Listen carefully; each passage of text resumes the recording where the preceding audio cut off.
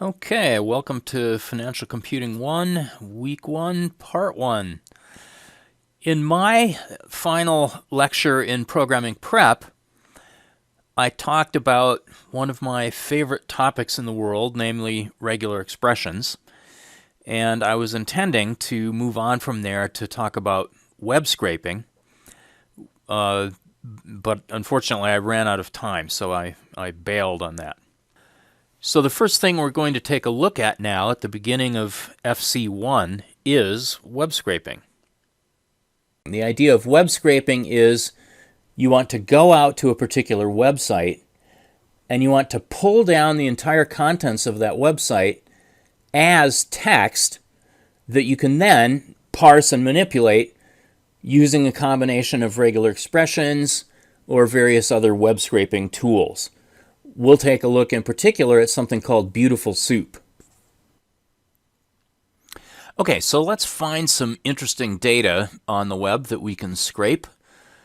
Of course, in finance, we're always concerned about the Treasury yield curve. If I Google for the Treasury yield curve, all right, I will find, let's see, daily yield curves from treasury.gov. That sounds nice. And what I will get is a table of business days and the interest rates for the various treasury interest instruments. By default, I just get the current month. I can ask for the entire year so far, 2019 so far. This part of the video was recorded in 2019, but you can just replace 2019 with 2021 everywhere, and all of the code works the same way. Click Go. And now I have a quite extensive table dating back to the first business day of this year, January 2nd, and continuing through probably the previous Friday. Okay, so continuing through Friday, September 20th. Well, this is a very nice table of information that we probably would like to have access to. And the hard way of scraping this information is, within our Python code, we can open a connection to the web page. This is basically like opening a file, except we use a different function, and we specify the URL for the web page. Here is the URL right here. You would see that if you just looked at the top of the browser. It's the same information that we have there. Then we will read the source of the web page. You probably know that if you're looking at a web page, you can right-click and view the page source. In here, we'll discover that, well, we've got a lot of gibberish, but we've also got a table of all this yield curve data if I scroll down far enough.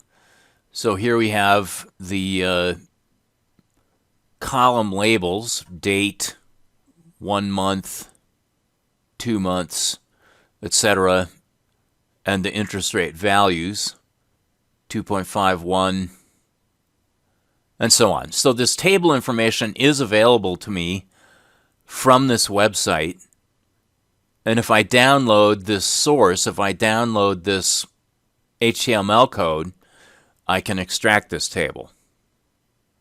All right, so here on the right-hand screen on slide 23, we've written the code for doing the steps described here on slide 21. First, in order to be able to open the connection to the web page, we're going to need the URL open function from a module named urllib.request. So we're going to import that, and then we're going to open our connection to that website. What we get back is the connection to that website, and from that connection we can read the data. Now the data comes back to us as what's called a byte string. we need to convert that byte string into an ordinary string by using the string conversion function and specifying that the encoding of the byte string is UTF-8. That's the most common coding format for documents on the web. The date string is something that we can directly edit. What we're going to do here is open an output file, yctemp, which stands for yield curve temp.txt. We're going to write the data string into the file and then close the file. Once we have that string stored in a file, we can edit the file and look for patterns that we're interested in, and then we can write code that will parse out the pieces of information that we want. Regular expressions are often a very important tool for doing this parsing of the information contained in the file. So let's see what we get if we run this so-called hard scrape Python program. Here is my program. I'm going to press F5. And it runs. All right, I didn't get any output because the output was written into a data file. Now, I have on my system something called Cygwin installed, which is a Linux-like environment that I can use on Windows 10. This is my Linux-like terminal window. And in here,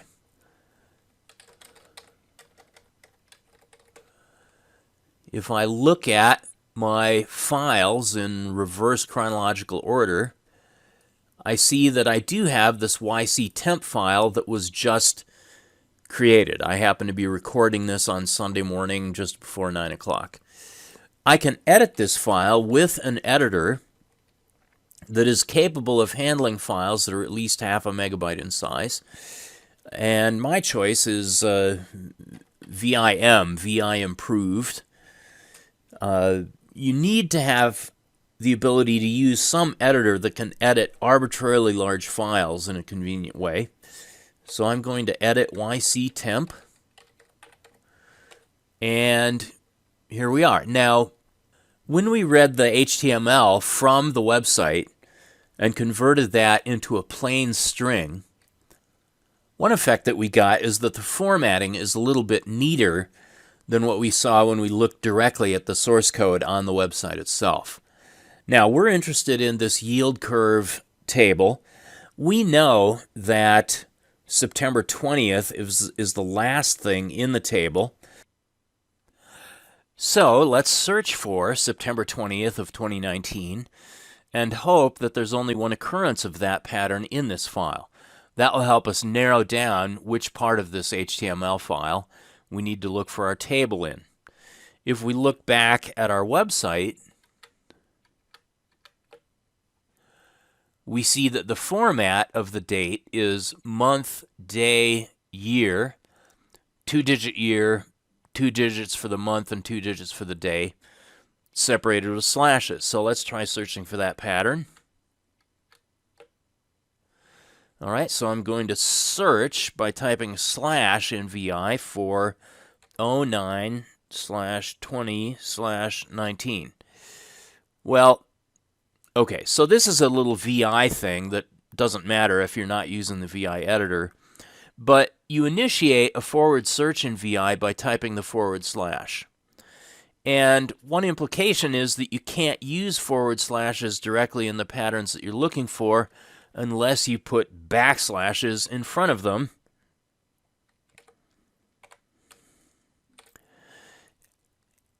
Like you would have to do to turn off the meaning of a special character in regular expression notation.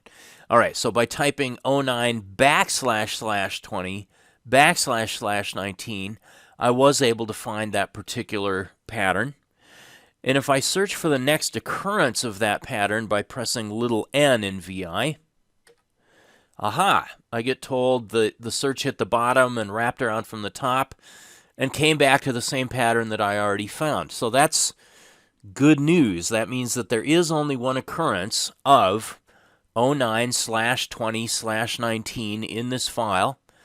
I must therefore have found the table. And certainly if I look in the vicinity of that date, I see things like 1.95, 1.94. These certainly look like interest rates, so that gives me some confidence. In the VI editor, if a carriage return character appears in the file, it's displayed on the screen with this symbol, or this pair of symbols, this pair of characters, capital M. Okay, so that implies to me that everything I'm looking at on my screen here is part of a single line. Let me go back to the beginning of this line and see what I find.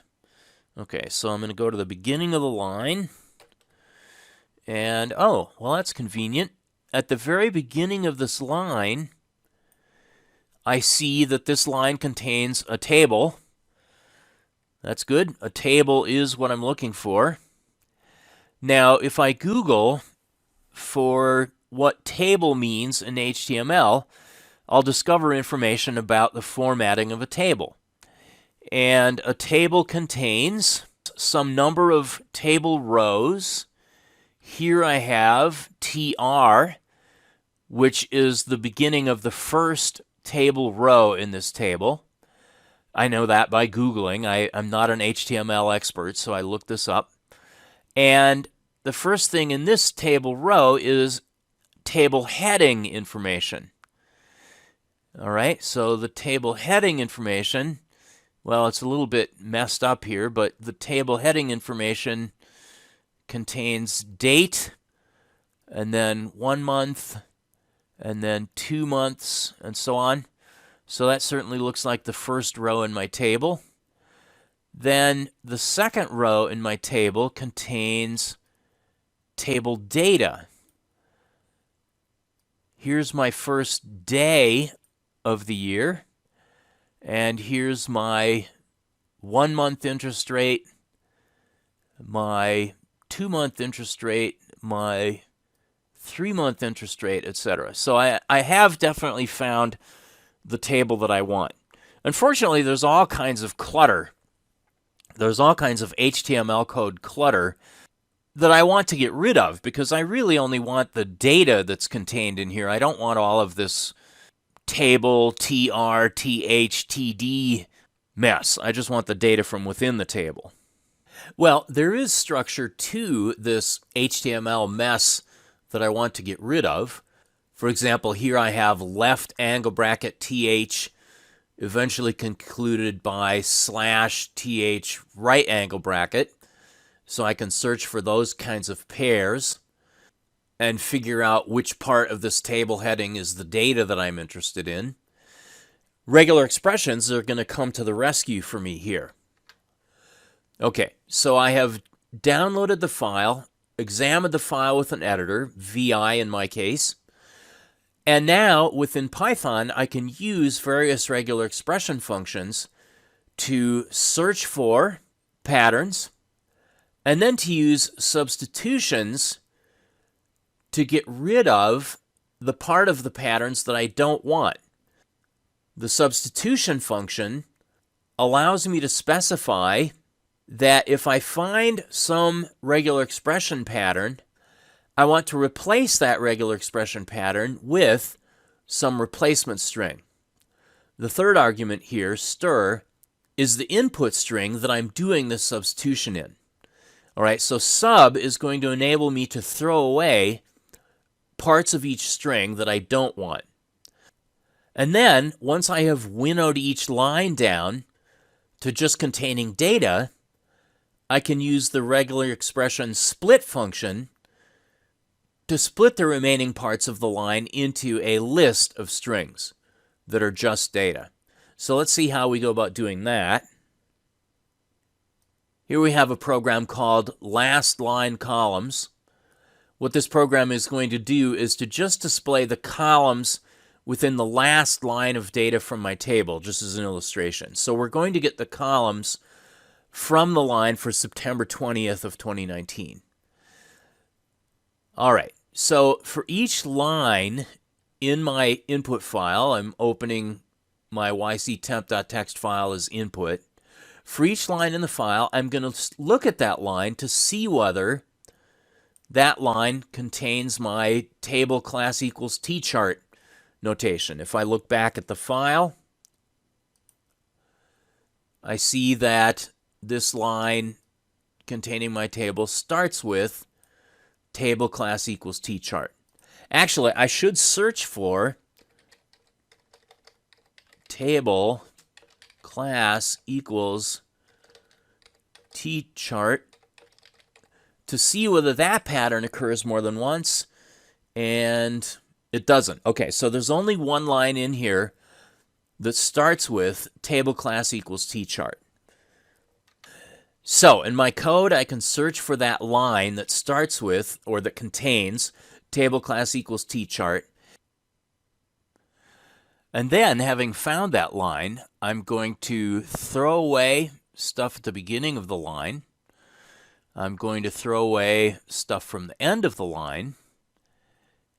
I'm going to get rid of stuff between the data columns.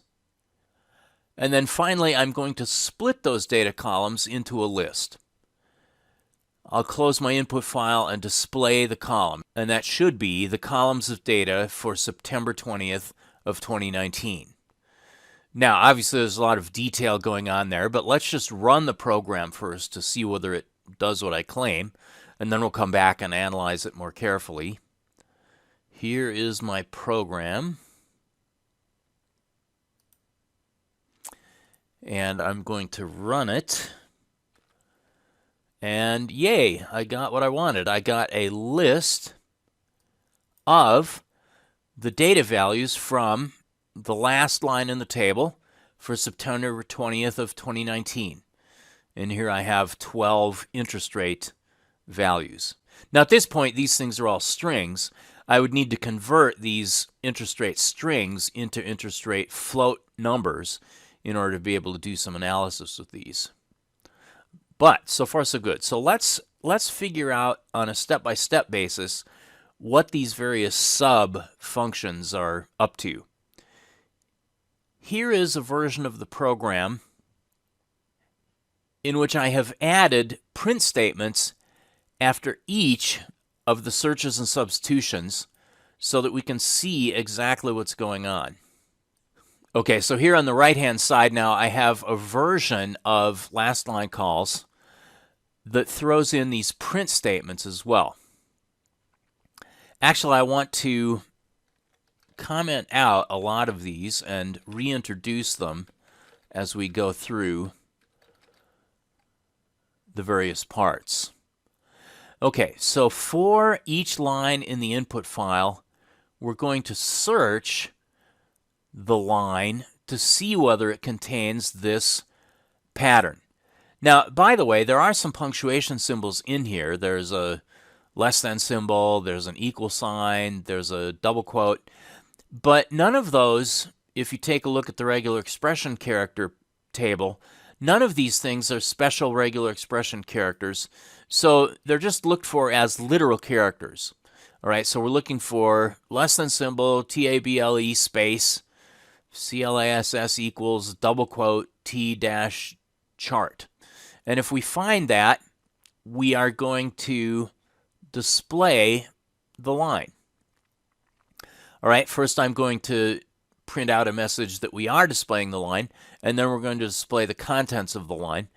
In order to have two print statements on the same physical line, I've used my semicolon in here so that I can have two logical lines on the same physical line. All right, so let's just do this part first. I'm going to save this and press F5. And, all right, well, we got this huge squeezed line. All right, 1,277 lines. Well, that is that huge long line containing the table. I'm going to click cancel because we don't really want to look at that. I also got an error message because I just realized that even though I commented out the creation of the calls variable, I'm still trying to print the calls variable. So let me comment that out.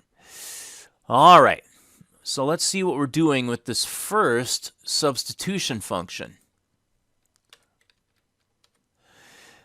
Well, what I want to do is to get rid of everything on the line up to the very last row in the table. Dot star matches any number of any characters. And dot star is what's called greedy. That is, it will match as many characters as it possibly can until there is only one occurrence left of less than symbol tr space, followed by some other characters, followed by row double quote. And a greater than symbol, a less than symbol, td. And then we have things that are not greater than symbols, any sequence of those. Good heavens, what's that all mean? Well, let's take a look at our file in VI. And let's go to the end of this line. All right, because it's the very last row in this table that I'm interested in displaying. And that's the row that contains the date September 20th of 2019. So starting from there, if I go back, where is the beginning? Okay, so here is the beginning of the row that contains that. And that row is identified by left angle bracket tr space and then class even row. All right, in my program, I'm looking for less than symbol tr space, and then I don't know, some of these rows are even rows, some of these rows are odd rows. Let me find an odd, oh, here's an odd row, all right?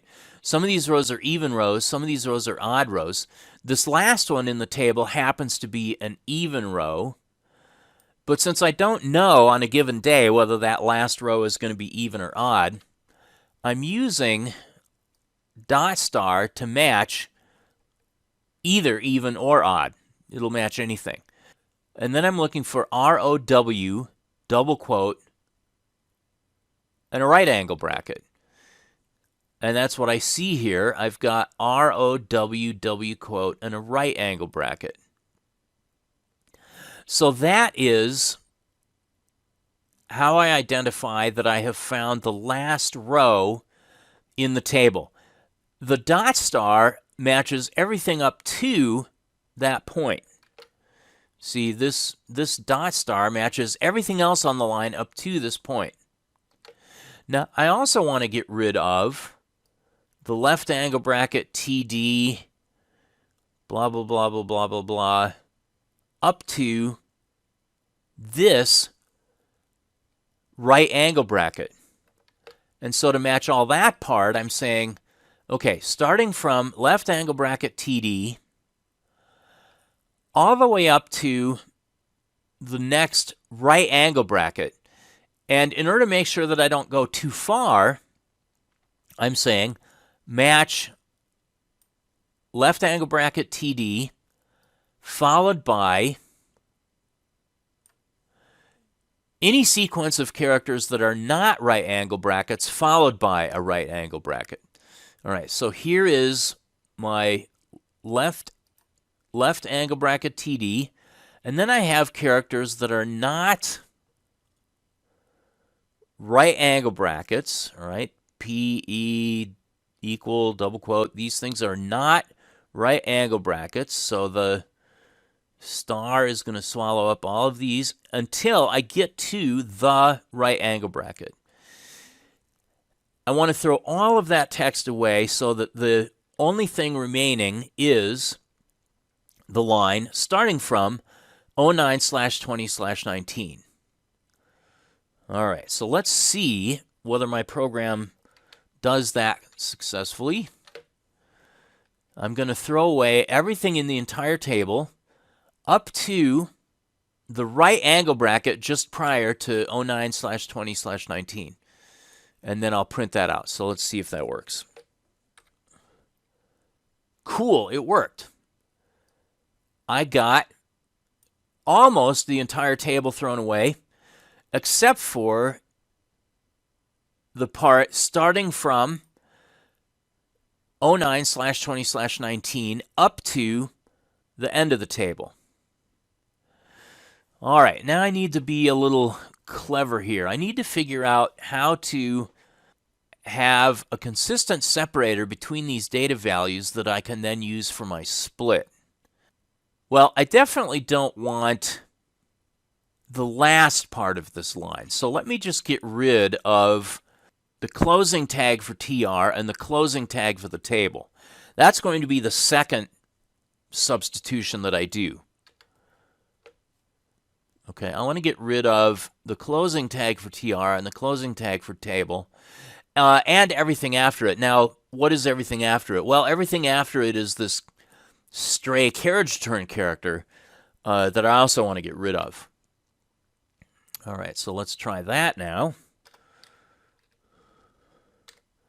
We'll get rid of left angle bracket / TR right angle bracket, left angle bracket / table right angle bracket, and then the carriage turn character all the way up to and including the new line character at the very end of the line.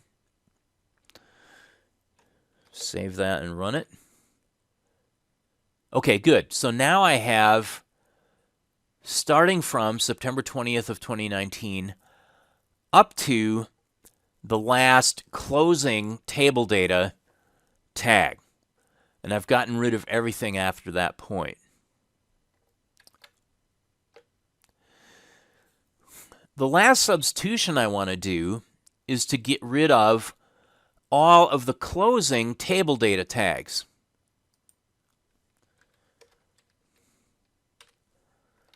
Okay, so I want to get rid of all of these things. Left angle bracket / TD. Left angle bracket / TD. If I get rid of all these left angle bracket / TDs, then what I can use as my separator between all of the values is this left angle bracket TD class blah blah blah up to the right angle bracket at the end. I can use that as my separator, and that's how I'll do my split, and I'll just have the data values left. Okay, so let's get rid of all these /TDs.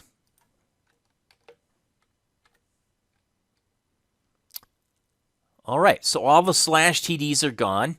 Notice that I have valid data as the first thing in this remaining string, and valid data as the last thing in this remaining string.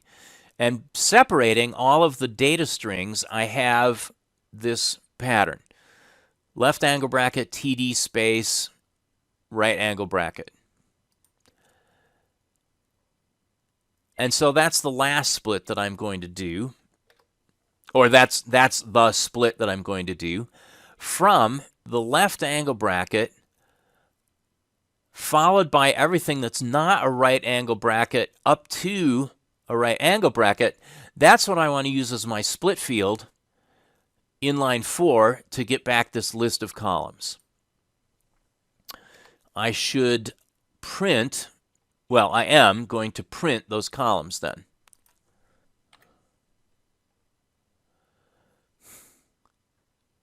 All right, and so there we are. So I've got just the last row's data fields. So this program just displays the data fields for the last row. I could modify this to display the data fields for each row in the table. And then from there, I can change the interest rate strings to interest rate floats and do whatever computations I'm interested in doing, or plotting, or whatever it might be.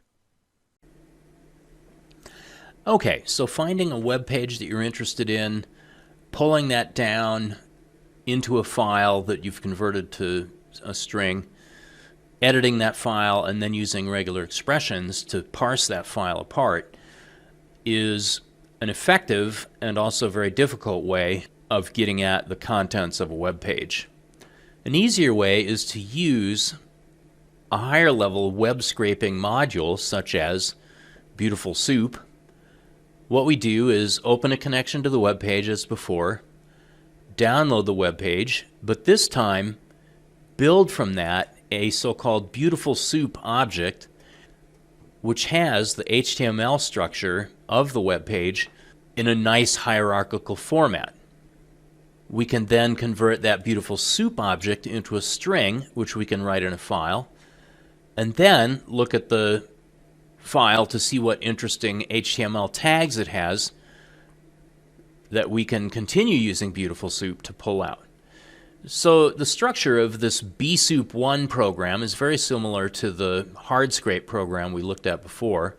The difference is that we are creating a Beautiful Soup object here by reading the HTML document, and we are then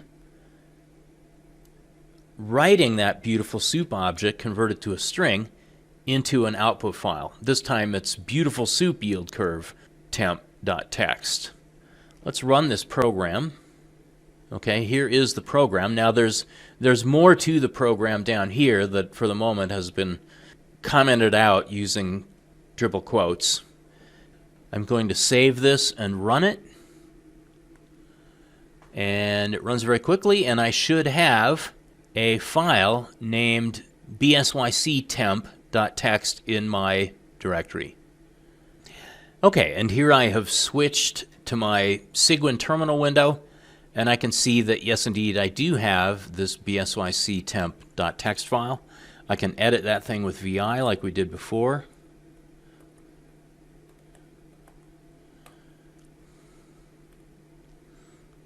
And I can search for 09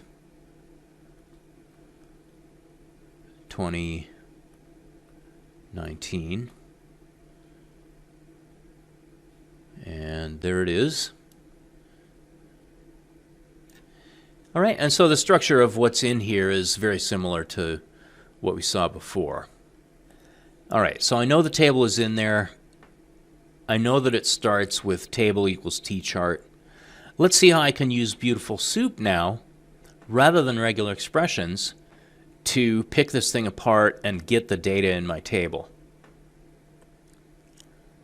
Okay, well, the cool thing about the Beautiful Soup object, BSYC in this case, see here's the Beautiful Soup object that we created, BSYC, Beautiful Soup yield curve, is that it is aware of HTML tags.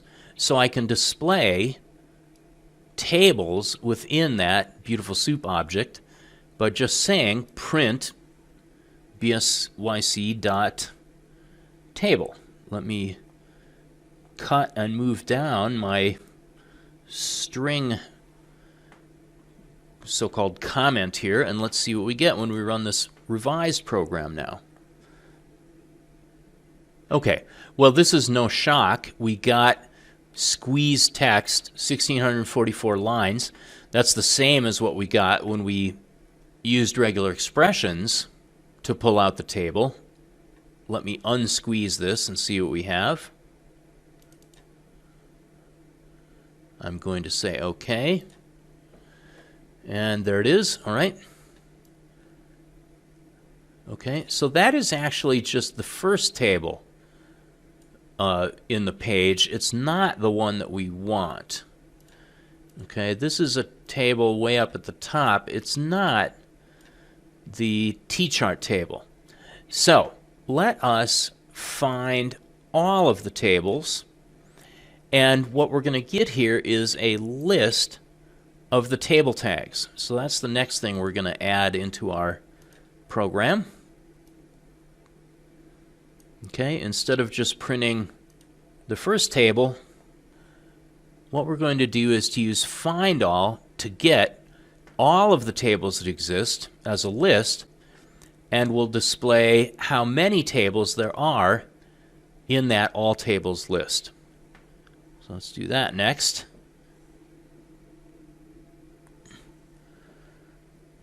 And okay, so we're told that there are 8 total table tags. Now each of these tables is very long, and I don't want to just fill my whole screen with the entire contents of all the tables. Here's a trick though. Each of those tables in the BSYC object can be converted to a string, and I can use slicing to see just the first 50 characters of each table instead of the entire contents of each table. So for each table in the table list, let me convert the table to a string and then use a slice to just see the first 50 characters. Let's check that out. So I will once again cut and move my triple quotes down below where I display the first 50 characters from each table. We'll run that. Aha, okay. Now I have something that's easier for me to read. Okay, so here's the first table tag, and actually the first 50 characters following that table tag are spread across 3 lines of output, so that's one table. Here we have another table, the third table, 4, 5, 6, 7, 8. So those are the 8 tables, and only one of these tables has this attribute class set to tchart. Beautiful Soup understands how to look for attribute settings. So rather than just finding all the tables, let me find all the tables in which class is tchart. Now that stuff in curly braces there, that is a dictionary. The key is the name of the attribute, and the value is the string associated with that attribute name. So this should give me back a list of just one table, just the tchart table. So that will be my next test execution. All right, I'm going to move my triple quote comment down below that stuff.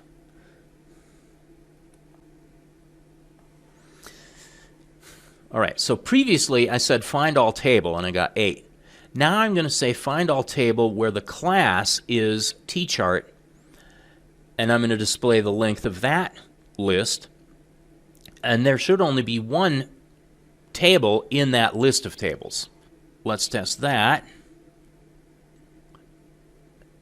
And okay, indeed, there is just one tchart table in that list of tables. All right, now at this point I've realized I'm getting a whole bunch of output that I really no longer care about. So let me comment out some of these print statements earlier on. I don't need this print.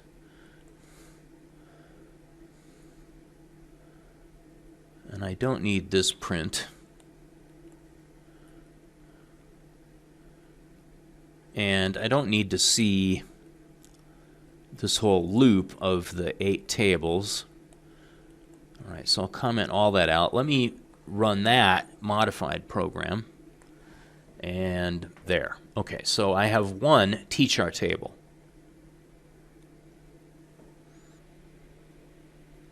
Okay, so since there's only one table in that list, I am going to grab that particular table, TC table list sub 0, and now I'm going to loop through all the children of the TC table. Okay, so my document contains 8 tables. I have selected one table.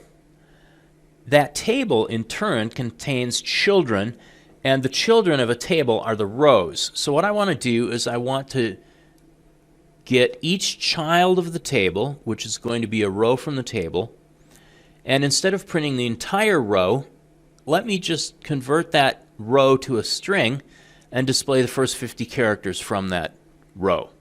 Okay, so that's the next change I'm going to make. I will move my comment down so that I see the first 50 characters from each child of the TC table, which is to say each row in the TC table. Let's save that and run that.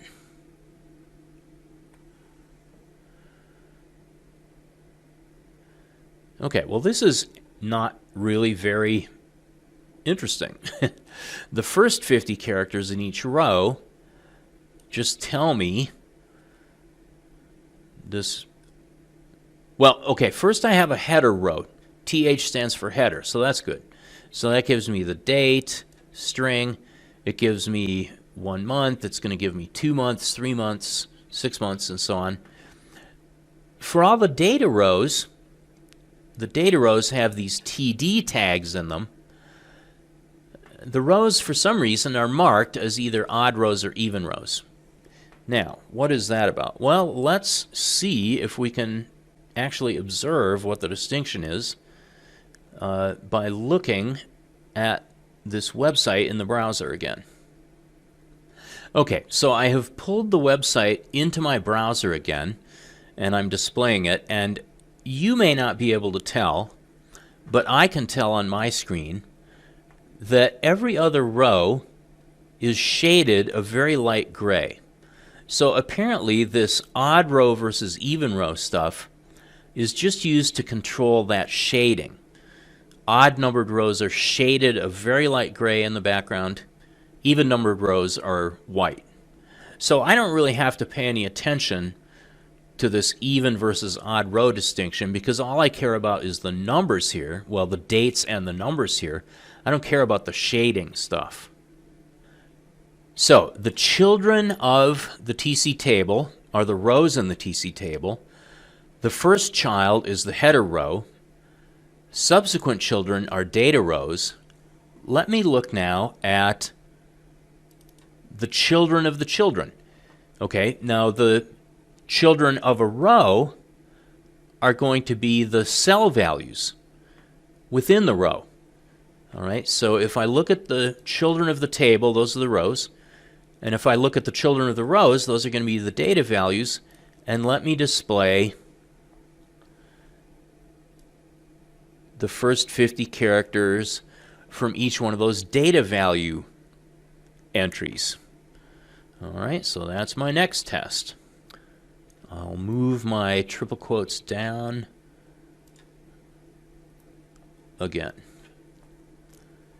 And actually, I'm going to refrain from printing how many T-chart tables there are, and I'm going to refrain from printing out the first 50 characters from each of the rows. So I'll comment all that out, and I'm just going to display the first 50 characters from each data field within the rows. All right.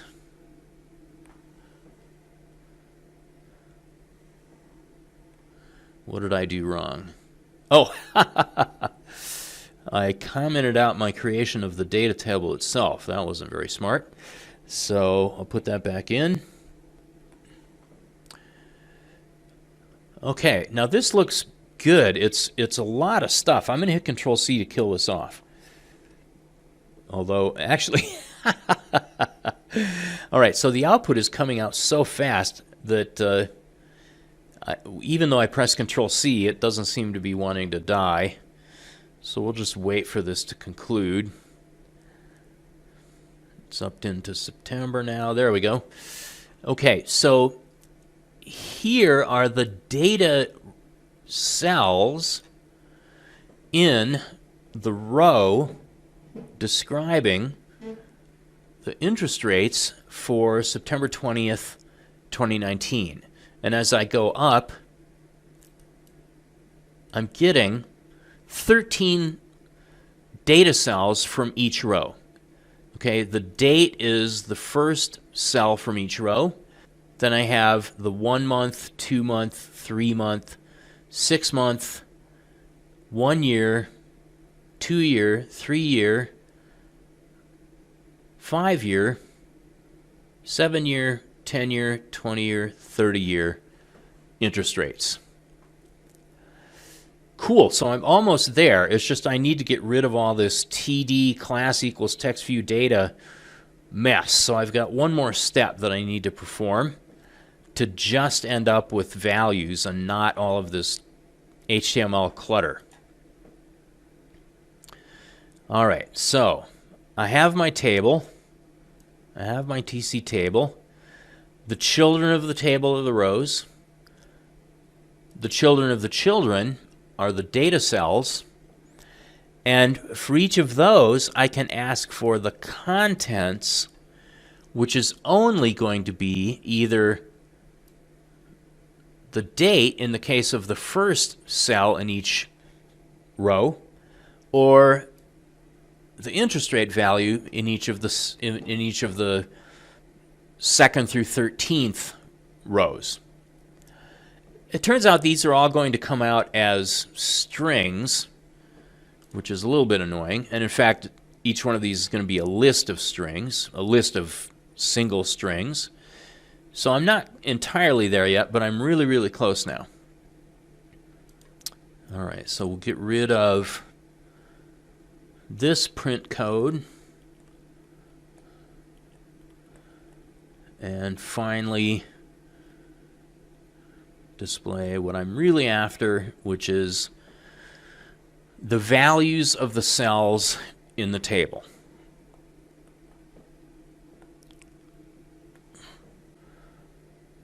Yay! And I'm just going to have to wait. So we're in February. Okay, so we're done. All right. So for each row in the table, what I got is a sequence of 13 one-item lists, or each item in the list is a string. And this I can be a little bit clever about as far as appending these together and converting the interest rates from strings to floats to be able to do analysis and to be able to do plotting and so on and so forth. Alrighty.